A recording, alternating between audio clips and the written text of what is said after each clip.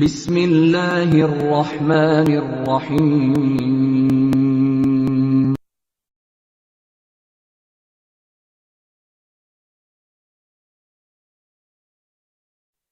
بسم اللہ الرحمن الرحیم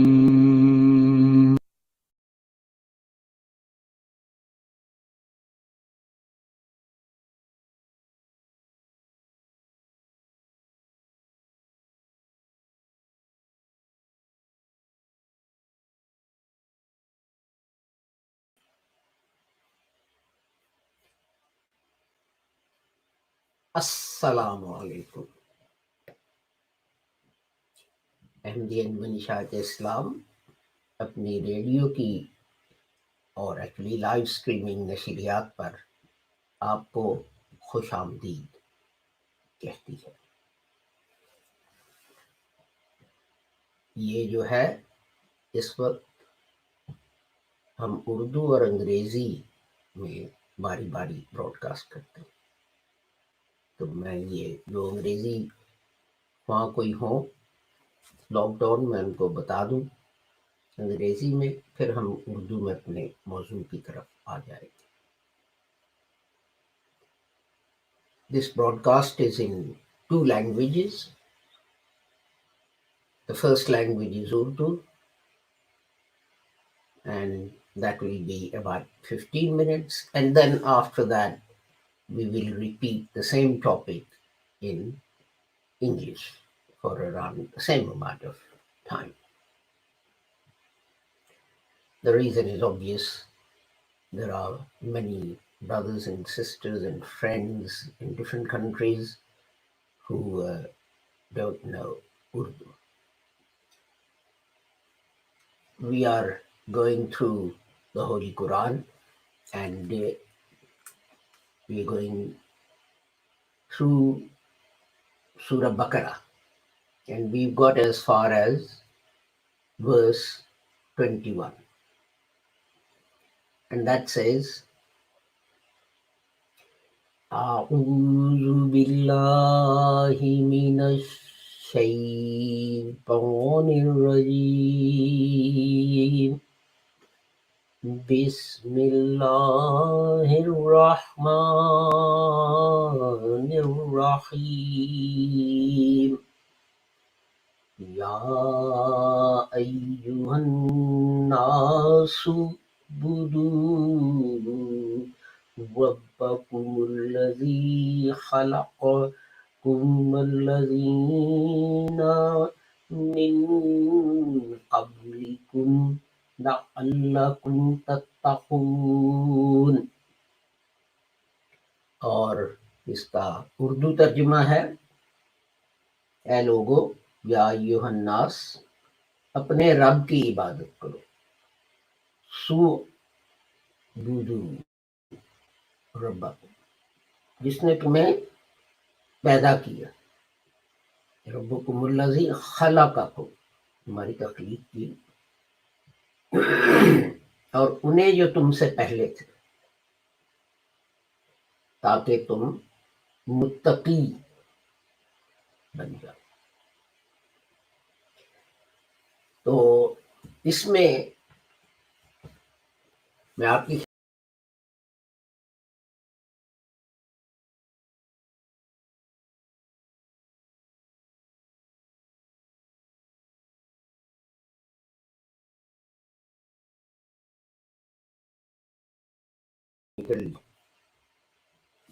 ڈفیکلٹی کی وجہ سے براڈ کاسٹ جو ہے وہ اچانک بند ہو گئی تھی، تو لائیو سٹریمنگ بند ہو گئی تھی.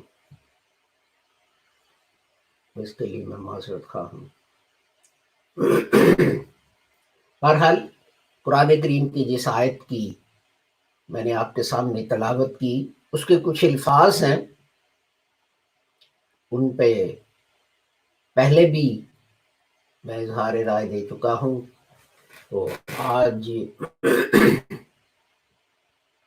اس آیت کے سیاق و سباق میں دوبارہ بھی ان پہ غور کروں.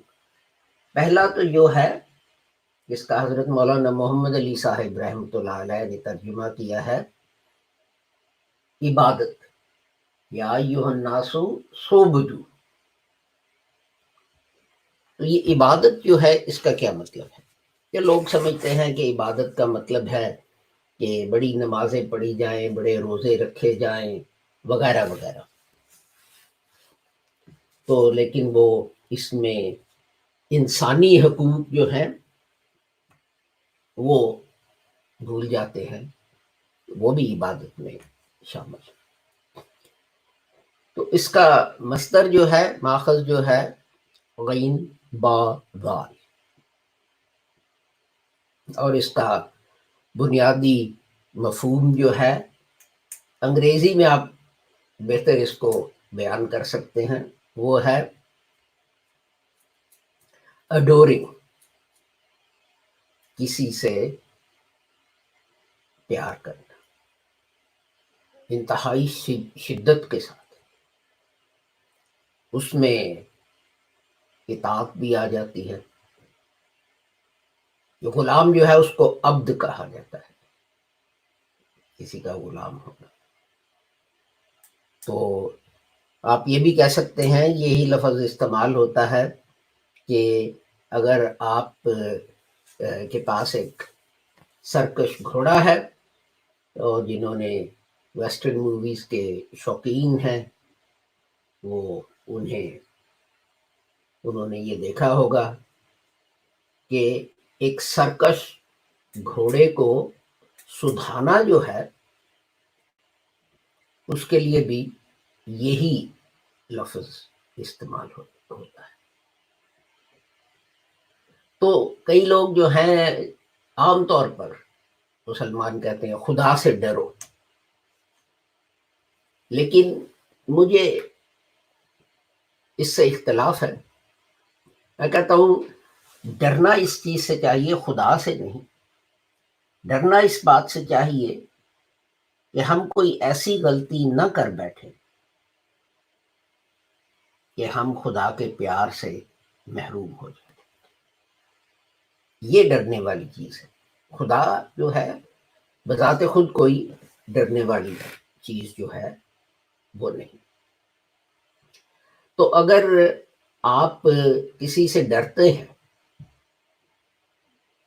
تو وہ کوئی آپ کو بات کہے یا حکم دے ایسے کرو یا ایسے نہ کرو، تو آپ اس کو مجبوراً کریں گے، خوشی سے نہیں کریں گے، اور آپ اپنی پوری کوشش کریں گے کہ کسی طرح جان اس سے چھٹ جائے.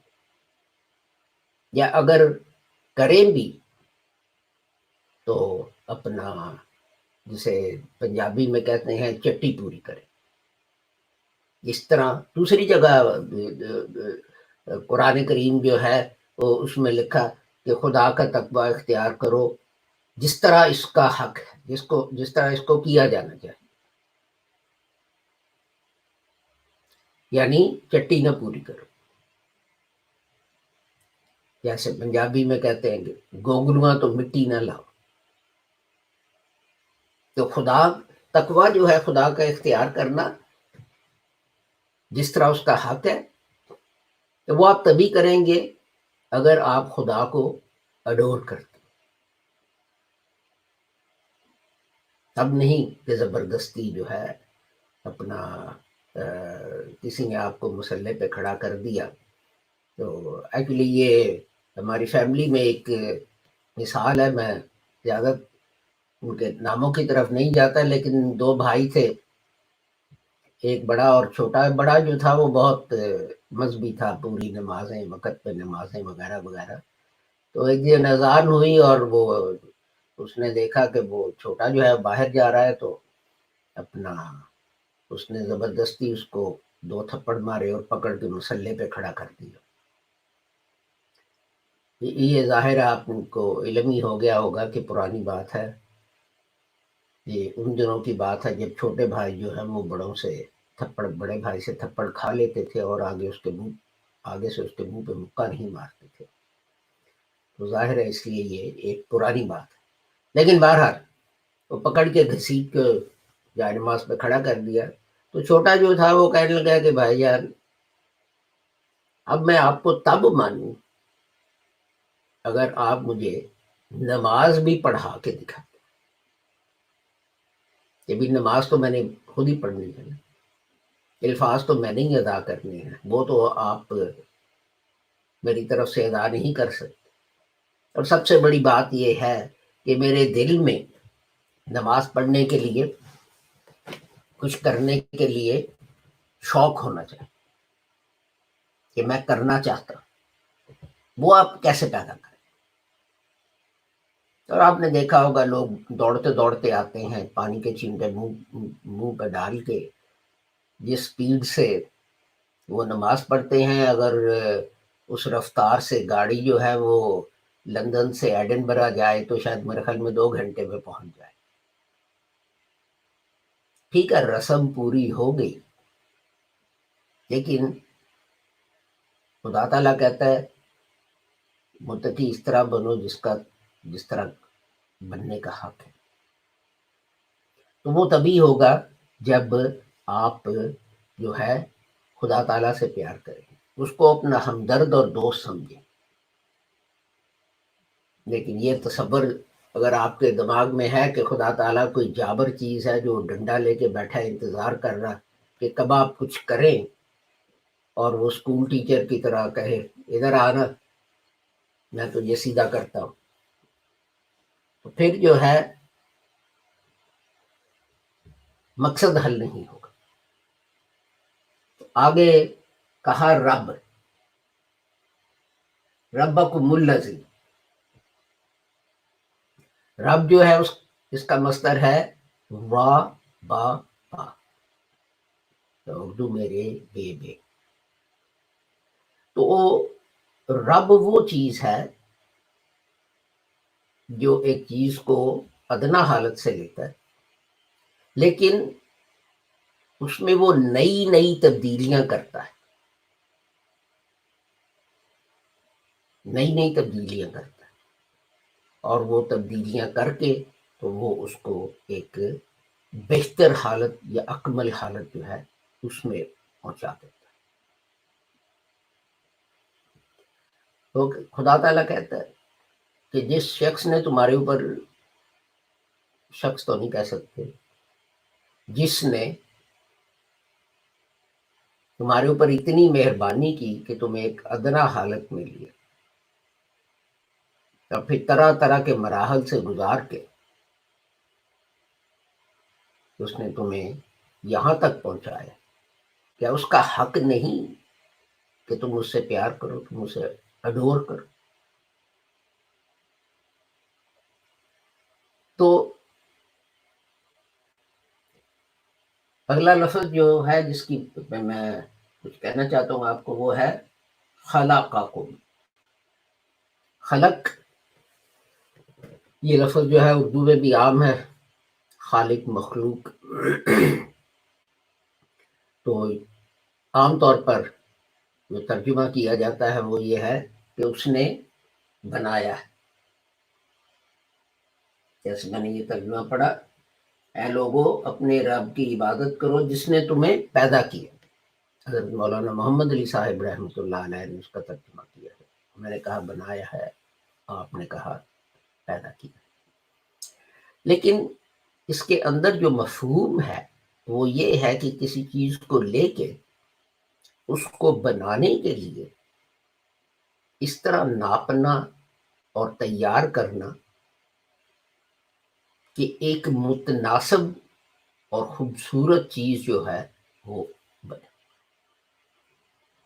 اب اگر آپ ایک درزی کے پاس جائیں تو آپ اسے کہیں کہ جناب مجھے قمیض چاہیے یا سلوار یا جو بھی چاہیے، ویسٹ کوٹ چاہیے، تو وہ آپ کا ناپ لے کے بنائے گا نا۔ لیکن ناپ لینے کے بعد جب آپ واپس جائیں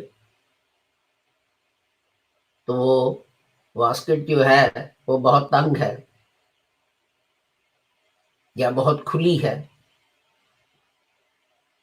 یوں لگے جیسے اپنے سے کسی ڈبل وزن کے دوست سے آپ نے ادھار لے کے پہنی ہے۔ تو آپ کا رویہ اس درزی کے ساتھ، اس بنانے والے کے ساتھ کیا ہوگا؟ اچھا تو نہیں نہ ہوگا۔ تو یہی خدا تعالیٰ کہتے ہیں کہ دیکھو میں نے اپنا تمہیں ایک ادنا حالت سے لیا، میں تمہیں ایک اعلیٰ حالت پہ لے گیا طرح طرح کی تبدیلیوں کے ساتھ، لیکن اس چیز کا میں نے خیال رکھا کہ جو چیز پیدا ہو وہ متناسب اور متوازن،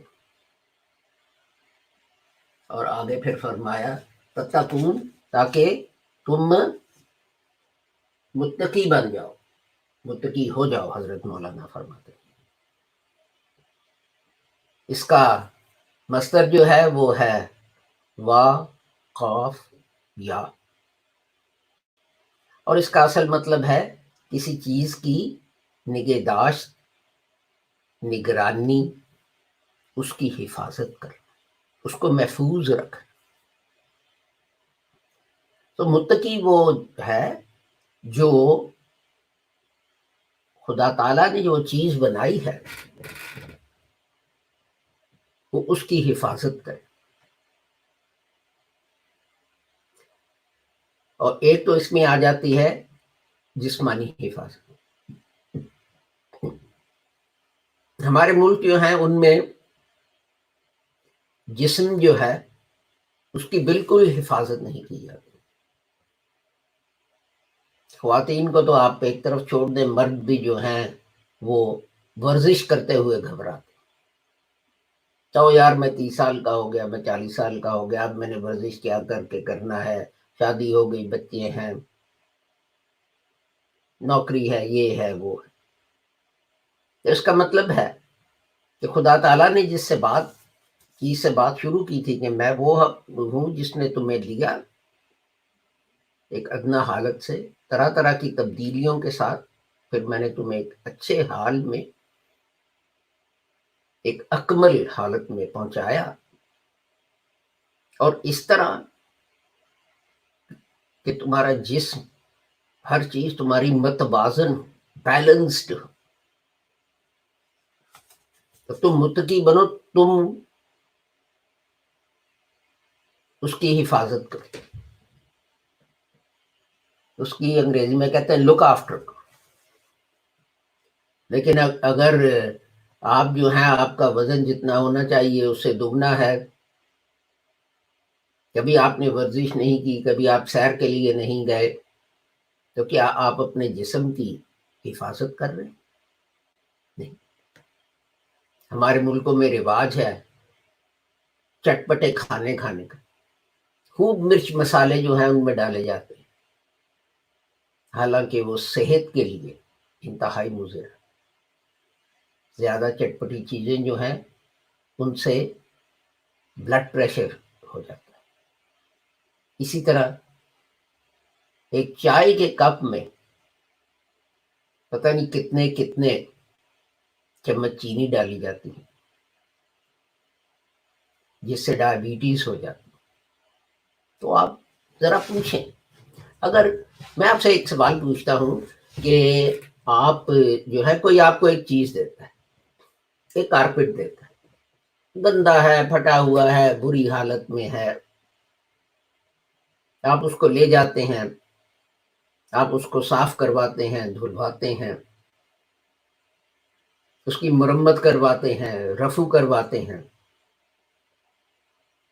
اس پہ محنت کرتے ہیں، تو جب وہ آپ کو واپس ملتا ہے تو یوں لگتا ہے کہ جیسے نیا ہو۔ تو پھر آپ یہ کرتے ہیں کہ اس کارپیٹ کو آپ کسی کو دے دیتے ہیں، اور کچھ دن گزرتے ہیں تو آپ جا کے دیکھتے ہیں کہ اس کارپیٹ جو ہے اس پہ سالن گرا ہوا ہے، اس پہ کوئی اینٹیں کسی نے رکھی ہوئی ہیں۔ تو کیا آپ اس شخص سے خوش ہوں گے یا ناراض ہوں گے؟ لیکن ہم خدا سے توقع کرتے ہیں، اور وہ کرتا بھی ہے، کہ جو مرضی ناشکری نافرمانی ہم کریں وہ کچھ نہ کرے۔ ہم چھوٹی سی زبان ہلا کے کہہ دیں ہماری کوتاہیوں کو معاف کر دینا، तो जन्नत के दरवाजे खुलेंगे। जब आप कहते हैं कि मेरी कोताहियों को माफ कर दे, उसमें ये बात भी शामिल होती है कि आप दोबारा वो गलतियां न करें। अगर आपने दोबारा वही गलती करनी है तो कहने का क्या फायदा? कहने का तो कोई फायदा नहीं। तो ये जो है, जाहिर है कि ये आयतें जो हैं, मैंने उन्हें एक जिस्मानी रंग में लिया, लेकिन जाहिर है हमारी जिंदगी के दो पहलू, जिस्मानी और रूहानी। तो ये हमारी रूह पे भी अप्लाई करते हैं। जिस तरह मैंने अर्ज किया कि आप बहुत चटपटे खाने खाएंगे तो आपको हाई ब्लड प्रेशर हो जाएगा, और दूसरी चीज। तो ये जो है, इसका मतलब मेरी राय में या मफहूम या हदायत ये है कि खुदा ताला की मोहब्बत में इतनी मेहनत से जो उसने तख्लीक की और उसको दर्जा बदर्जा एक आला हालत में पहुंचाया, मुत्तकी वो हैं जो उसकी हिफाजत करें। आप उसकी हिफाजत करें, जिस्म की भी, रूह की भी, दोनों की। लेकिन हम सिर्फ रूह की बात करके तो हम बात खत्म कर देते। तो अब यही मजमून जो है, मैं अंग्रेजी में, हमारे अंग्रेजी खा दोस्त जो हैं उनके लिए दोहरा देता हूँ।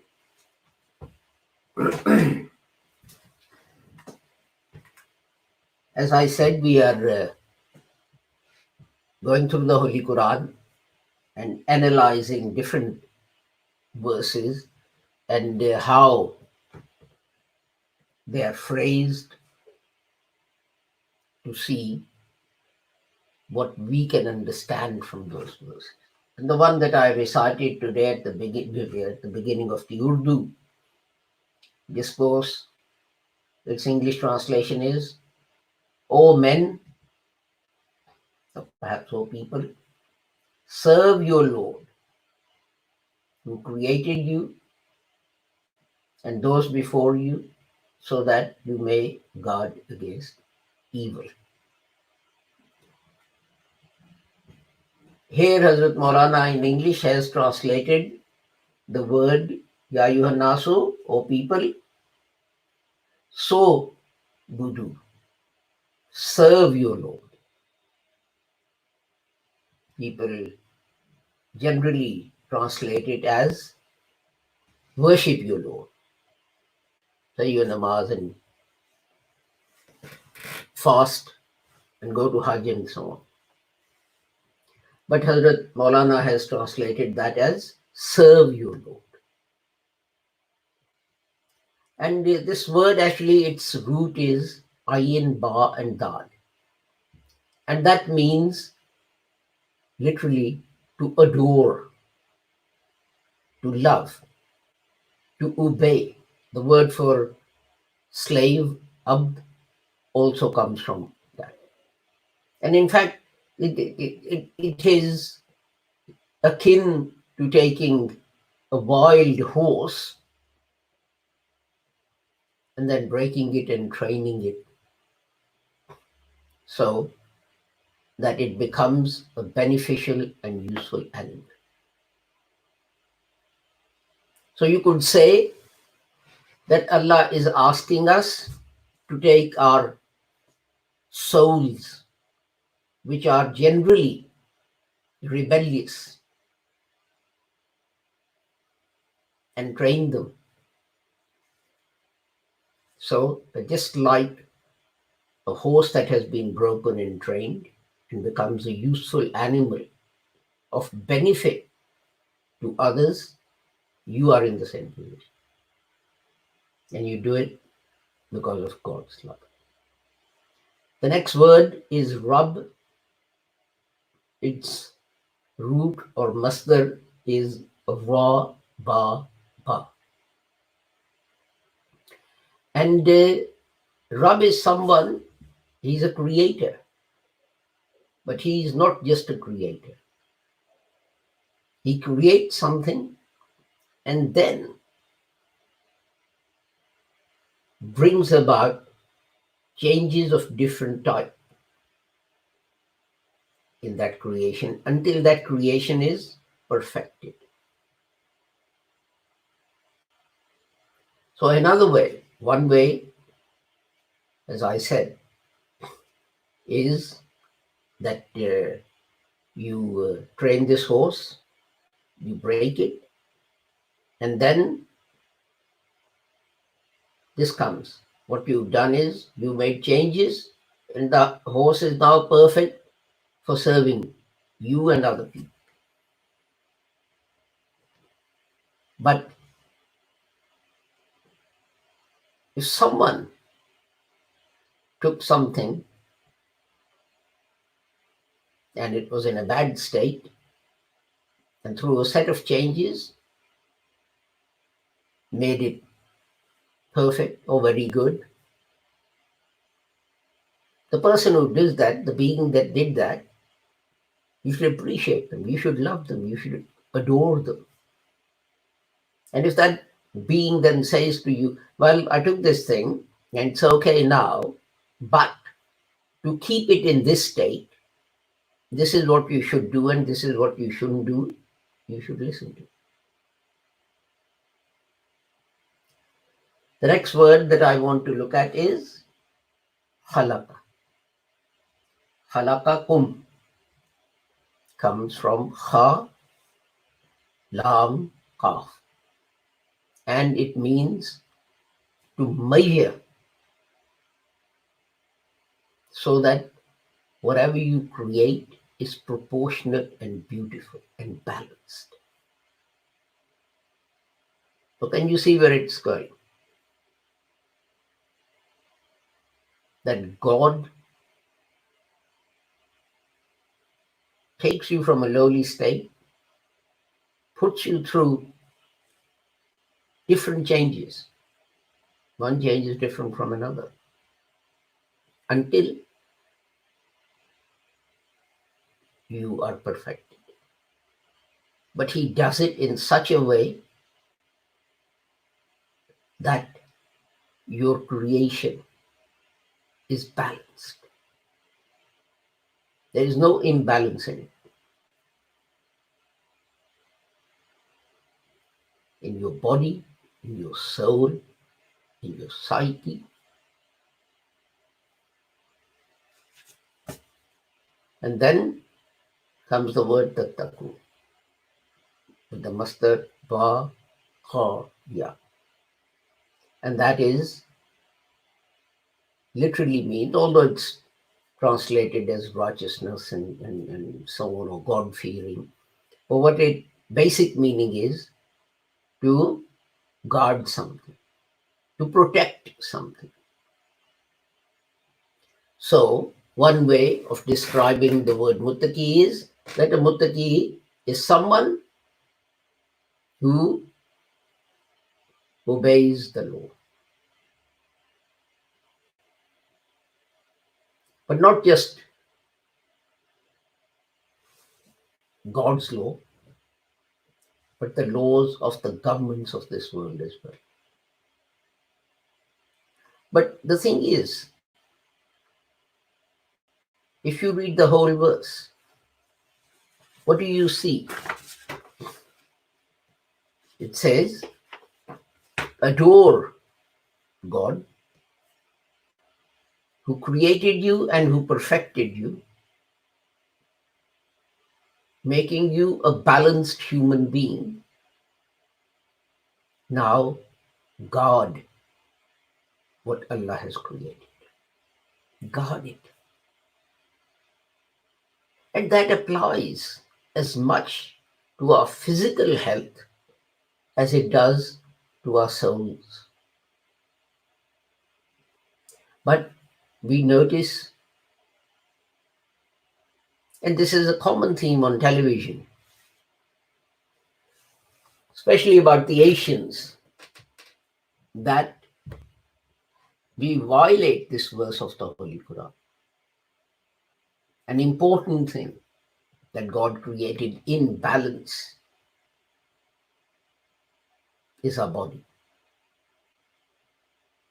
God says, what should we do? Look after it, protect it. But what do? We don't take exercise. We eat takeaways. We eat spicy food. We know takeaways make us obese, but we don't care. This is as much about safeguarding your physical health as it is about safeguarding your spiritual health.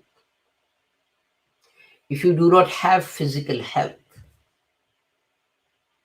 how will you be able to do something spiritual like fasting or even praying? If you're so obese that you can't get out of bed, or you have to sit in a chair all the time, you can't walk, your weight is so much that your knees can't bear it. If you eat so many takeaways and so much spicy food or so much rich food or so much sweet food that you get high blood pressure, or you get high cholesterol, or you get diabetes, have you looked after your body, which God made a duty? The two things go together in Islam, body and soul. People always only think about the soul, and they neglect the body. This is why there is a prevalence of many kinds of different diseases amongst Asians in general. Heart problem is one of them. Overeating, spicy food, not exercising, not taking enough sleep, all of these things. This is, in effect, denying God's beneficence. This is neglecting what He has created. In the Urdu part of this, the example I gave was that if someone gave you something and it was in a bad state,